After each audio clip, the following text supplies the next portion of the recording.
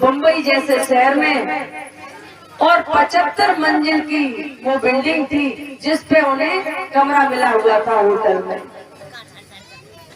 Reception room में नीचे जहाँ लोग आते जाते अपना कमरा बुक कराते हैं, वहाँ बात करते रहे, नाम नंबर सब लिखाते रहे।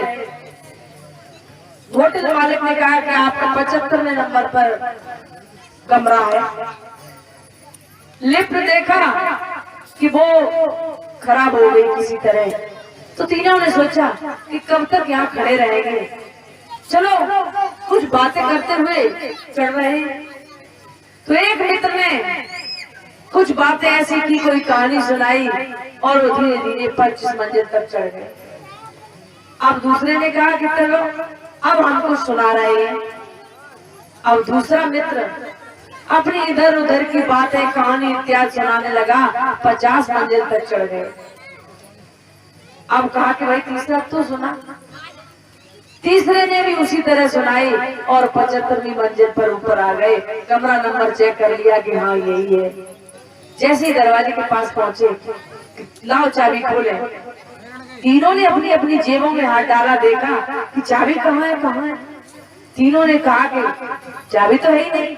तब याद आया कि चाबी तो नीचे रिसेप्शन रूम में ही रह गई, जहाँ नाम नंबर इत्यादि लिखा रहे थे, और मुझे मेरा कमरा जहाँ बुक किया चाबी तो वहीं रह गई।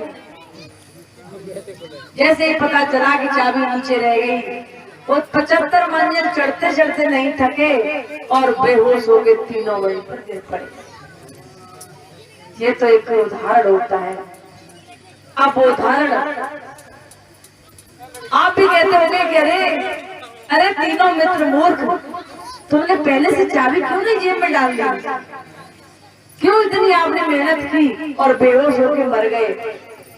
और हम आप लोगों से कहें, क्या आपकी चाबी जेब में पड़ी है? ऐसे कितने लोग होंगे जिनकी चाबी अपनी जेब में पड़ी होगी? बहुत कम। क्या चाबी है? किस घर की चाबी? कौन सी चाबी? कौन सा ताला लगा हुआ है? चलत चलत मैं थक गया, लग रहा नौकोस, बीच में डेरा पड़ गया, साहब का नहीं दोस्त। लग चलते चलते पूरा जीवन आप चलते रहे, लग रहा नौकोस। इन 9 कोस 9 दरवाजों की ही यात्रा करते रहे, और 10वें दरवाजे की चाबी तो सदगुरु से दी ही नहीं। मृत्यु के समय 25 साल बचपन में खेल कूद में, विवाह शादी में बीत जाते हैं।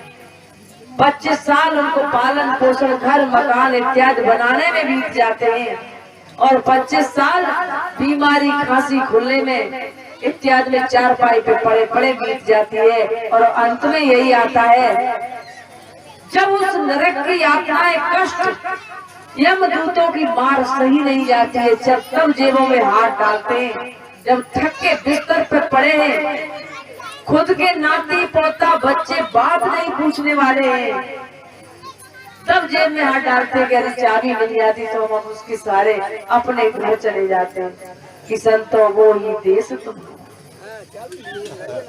वो कौन सा दरवाजा है, वो कौन सा घर है, वो कौन सी ताला लगा हुआ है, कभी उसकी भी खबर लिया करो। हम सब लोगों का जीवन,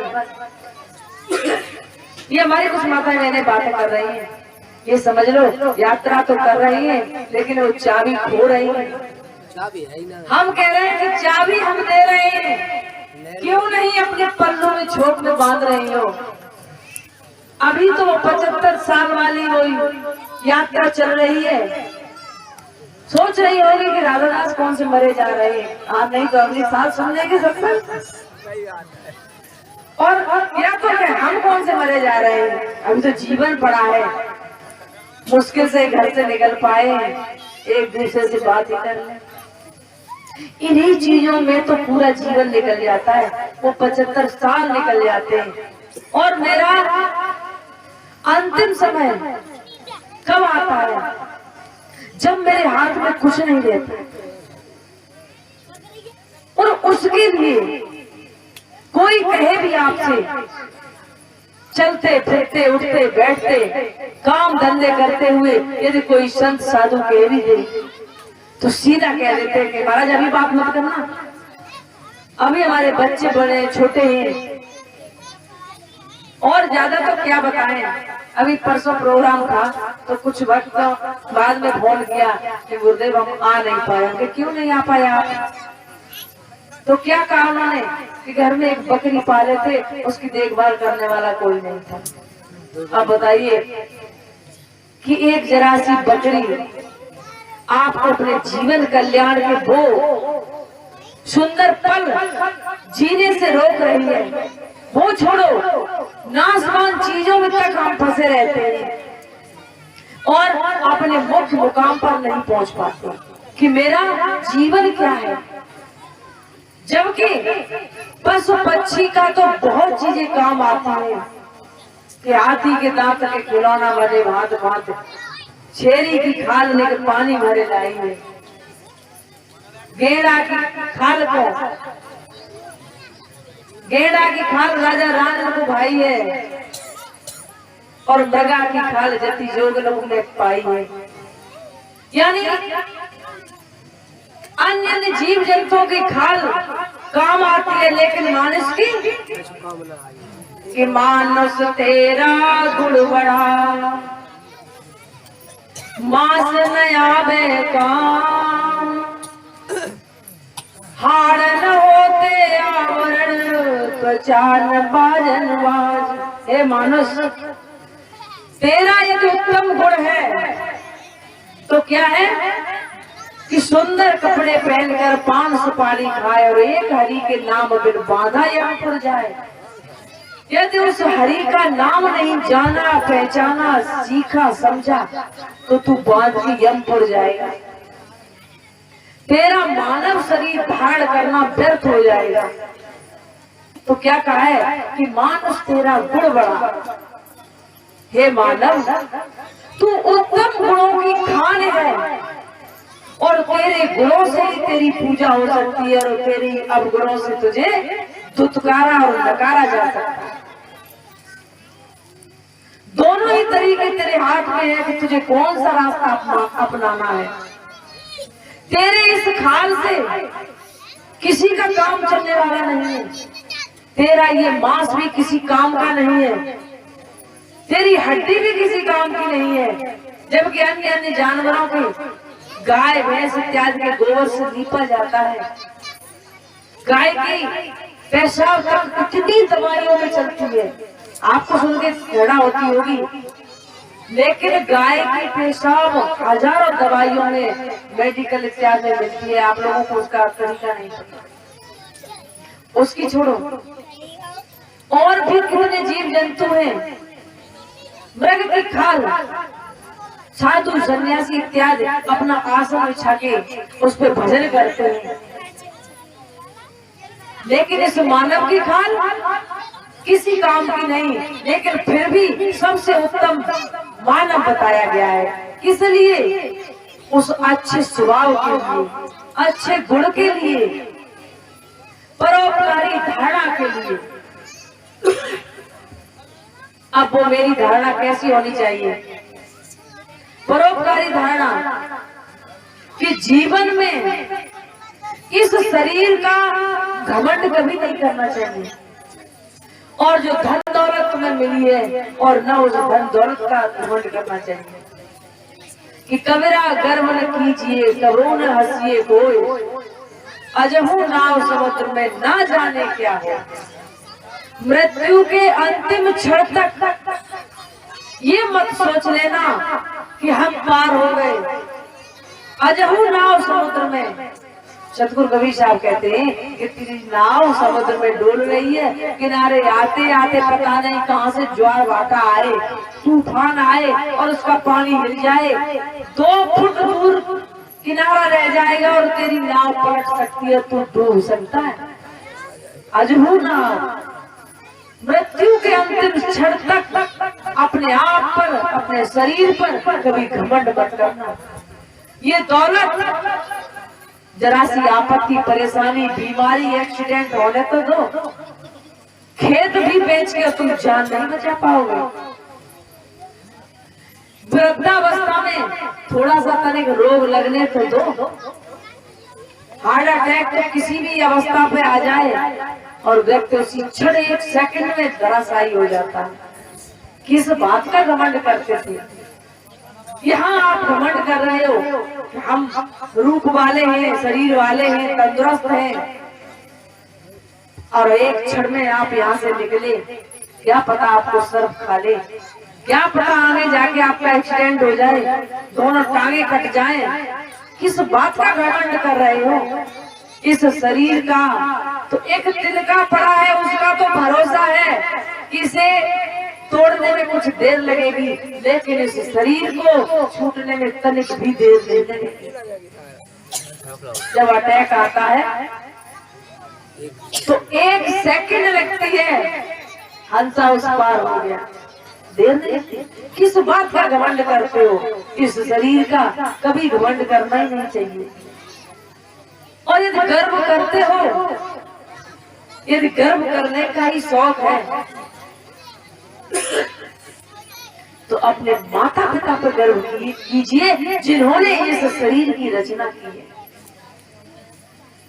माता पिता के द्वारा तुम्हें ये शरीर मिला है, तुम कहां से लाए या तुमने बना लिया? यदि गर्व करते हो तो अपने माता पिता पे करिए कि मेरे माता पिता ऐसे हैं जिन्होंने मुझे इस तरह पाला और मुझे इतना बड़ा किया। संसार की और विश्व की कोई ऐसी मछली नहीं है जो जिसमें 1 साल या 6 महीने के बच्चे को डालो और बटन दबाओ और वो पूरा 10 साल जितना बड़ा हो जाए। कोई भी विश्व की मछली नहीं है। वो आपके माता पिता के द्वारा मुझे जो शरीर मिला, 9 महीने माँ ने गर्भ में रखा और फिर पालन पोषण किया। किस तरह पालन पोषण किया हम भूल जाते बहुत जल्दी।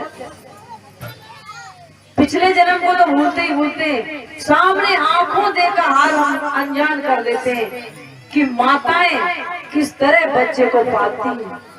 अपनी नींद, अपना भोजन, अपना सुख, अपनी सारी सुविधाओं को तिलांजलि देके और उस बच्चे की परवरिश करते हैं। बच्चे को हर सुविधा देती है। हम अपने आश्रम पे भी देखते हैं, यदि 2 मुट्ठी प्रसाद भी दिया और उनकी अच्छी तरह खाने की इच्छा है, लेकिन फिर भी बांध लेती है। क्या करती है? बच्चे को दे देंगे जाके, खुद भूखा रह के और बच्चे को पालती है और उसे धीरे धीरे बड़ा करना और किसी के बस की बात नहीं। संतान अपनी खाल की जूती बना के माता पिता के पैरों में पहनाए, फिर भी माँ बाप के दिल से पूर्ण नहीं हो सकता है। गर्व करने का शौक है तो भरी सभा में सीना तान के छाती पे हाथ रख के कहिए कि हाँ, मेरे माता पिता इतने अच्छे हैं और मैं माता पिता की सेवा करता हूँ, क्या करती हूँ। गर्व ही करना तो ये करिए। इस तन पे क्या करते हो? इसे माता पिता ने दिया, बड़े बहन भाइयों ने इसे पाल पोस के तुम्हें इस लायक बनाया, गुरु ने तुम्हें शिक्षा दी, विद्यालय में शिक्षक आचार्य ने शिक्षा दी, बड़े हुए आध्यात्मिक ज्ञान के लिए सदगुरु के शरण में आए, सदगुरु ने ज्ञान दिया। आप किस बात का इनकार करते हो?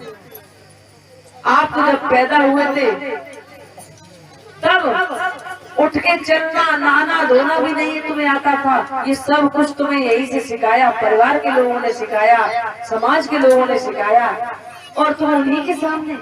मैंने यहाँ तक देखा है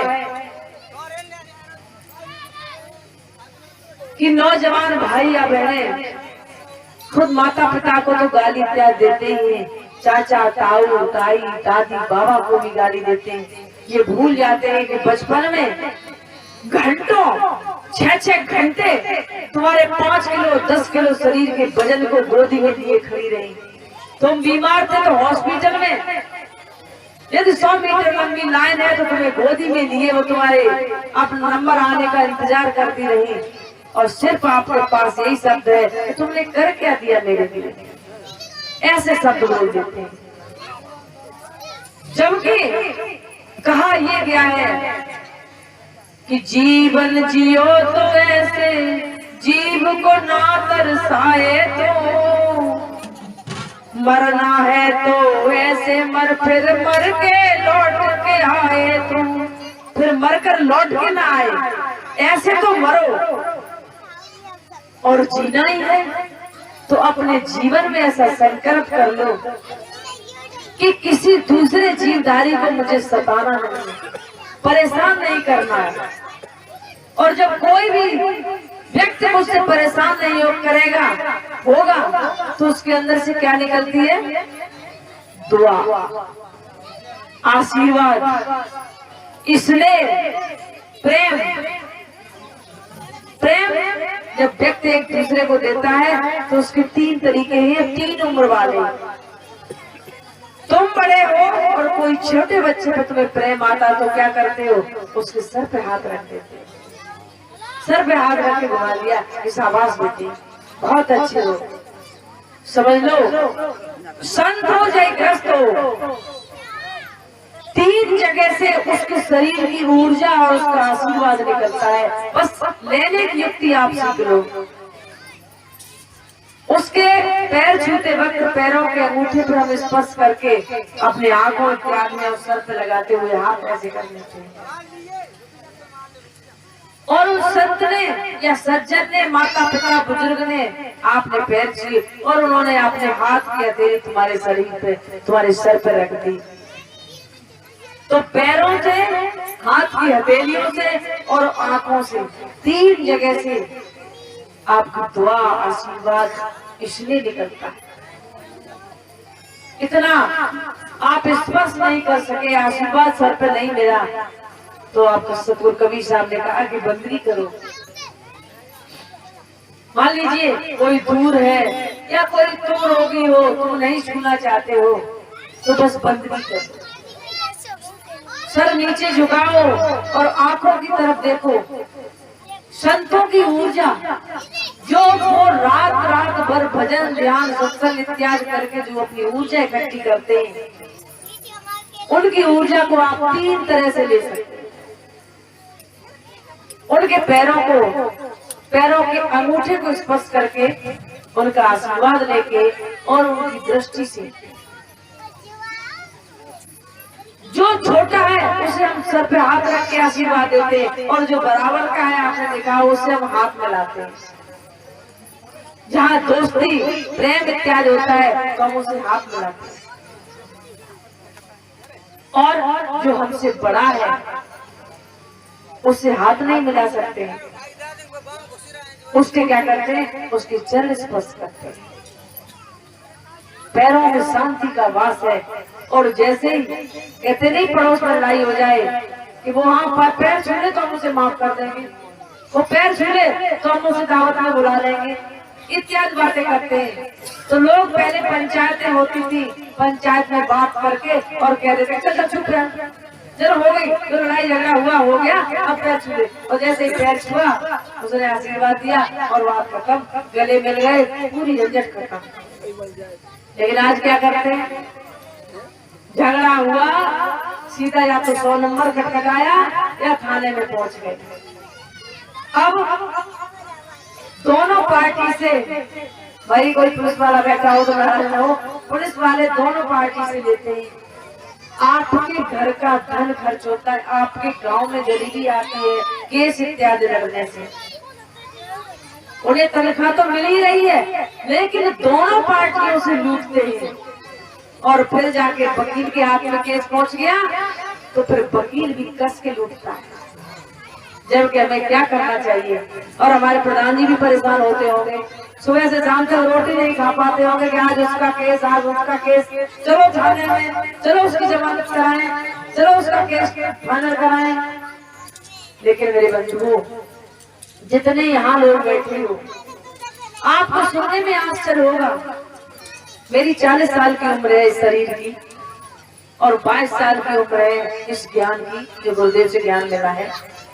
कभी जाके पूछ लेना मेरा जिस गांव है जहाँ जन्मभूमि है, 40 साल का रिकॉर्ड है कि उस गांव में कोई केस, किसी व्यक्ति पे केस नहीं है, न वो तारीख करने जाता है और न कोई रिपोर्ट इत्यादि करता है।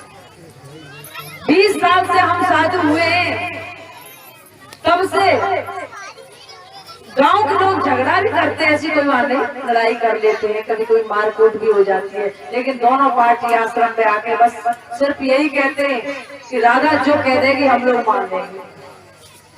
और हमने भी अपने जीवन में कभी भी अन्याय की आदि बात नहीं की, कभी गरीबी अमीरी की तरफ नहीं देखा, कभी अपने और पराई की तरफ नहीं देखा।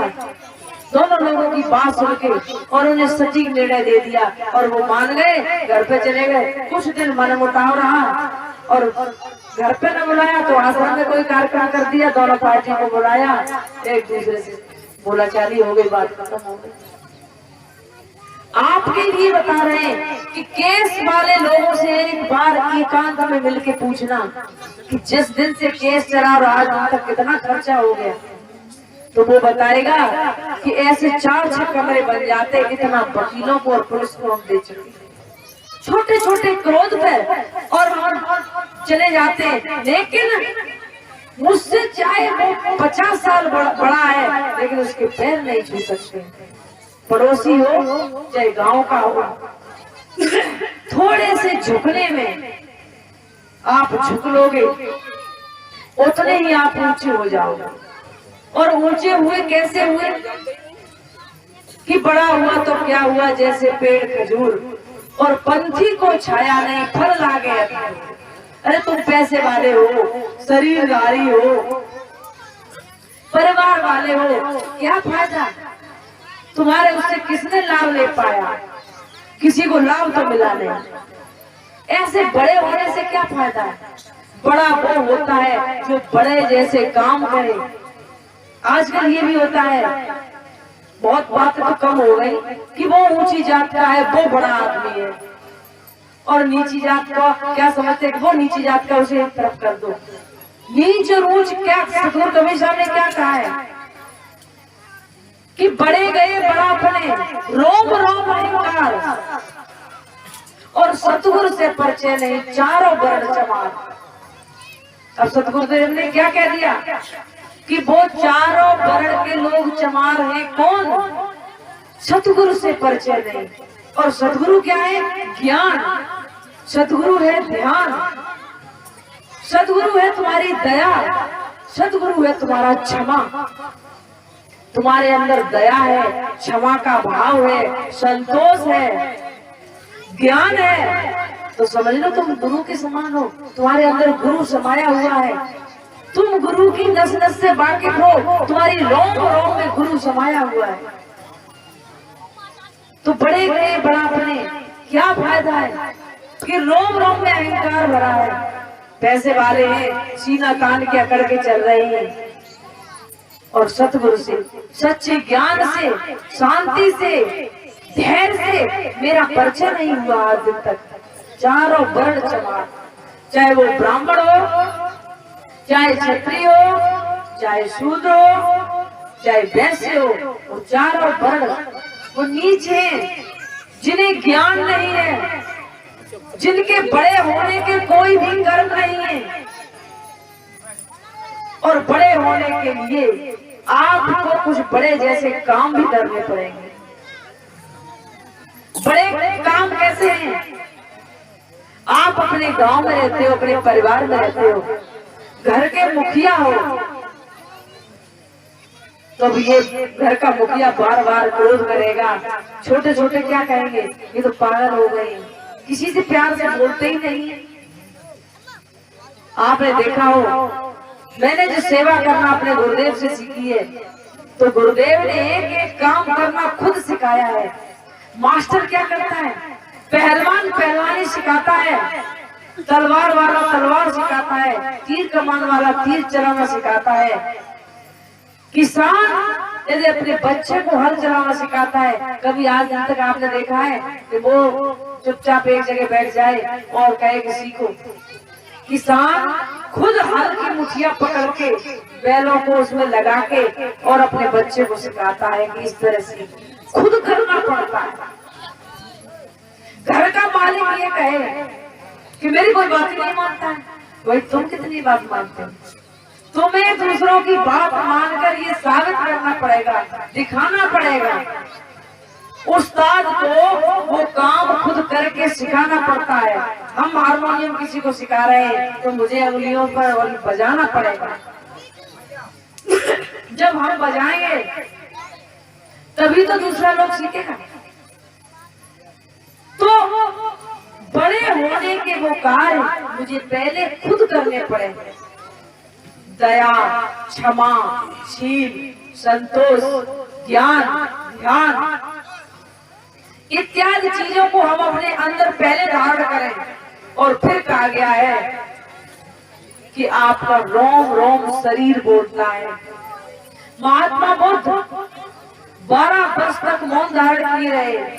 महावीर स्वामी 12 वर्ष तक मौन धारण किए रहे। अन्य अन्य संतों की भी। और आज हजारों साल बीत गए और उनकी वाणी, उनका ज्ञान बच्चा बच्चा जानता है।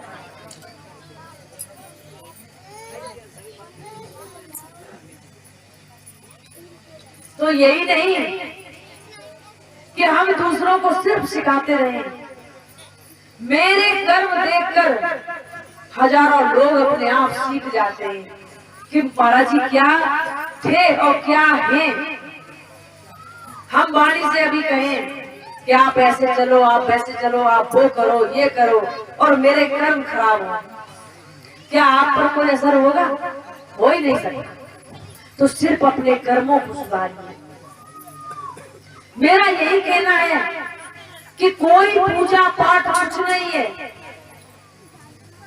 तुलसीदास ने भी एक लाइन में कह दिया है कि कर्म प्रधान विश्व रच राखा, कर्म प्रधान विश्व रच राखा, जो जस करे सो तस फल चाखा। जो जैसा करेगा वो वैसा फल चाखेगा, खाएगा। अब बताइए, फिर आप किसी मंदिर मस्जिद के आगे कहो कि मेरा ये हो जाए, मेरा वो हो जाए, उससे क्या होगा मेरे बंधु? कर्म में जो लिखा है, और कर्म में लिखा किसने? तुमने स्वयं। कर्म आपके ही विधाता है। हमने कह रहे थे कि विधाता जाने, विधाता ही आपके कर्म है। विधाता कहीं बादल में नहीं है। आप जैसे कर्म करोगे और वैसी आपको प्राप्ति होगी। अब सबको पता है कि मेरे कर्म कैसे होने चाहिए, मुझे कहाँ जाना है और मेरे क्या कर्म है और हम कर क्या रहे हैं। सदगुरु कबीर साहब ने एक ही लाइन में पूरा सार बता दिया कि दुख दीने दुख होत है, तो सुख दीने सुख होत। आप दुख दोगे तो दुख मिलेगा। महर्षि रमण को कोढ़ था। रामकृष्ण परमहंस को गले का कैंसर था। और अष्टावक्र आपने भी सुने होंगे कि वो 8 जगह से टेढ़े मेढ़े थे। कैसे कैसे संत महापुरुष भी वो अपने कर्मों का, उनका भी फल था कि पिछले जन्म में कहाँ कैसे कर्म थे। महर्षि रामकृष्ण परमहंस थे, गले का कैंसर था, 2 महीने से पानी भी नहीं पी पाते थे। उनके भक्तों ने कहा कि गुरुदेव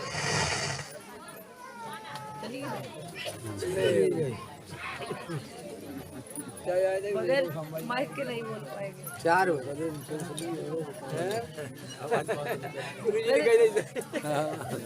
आधा घंटा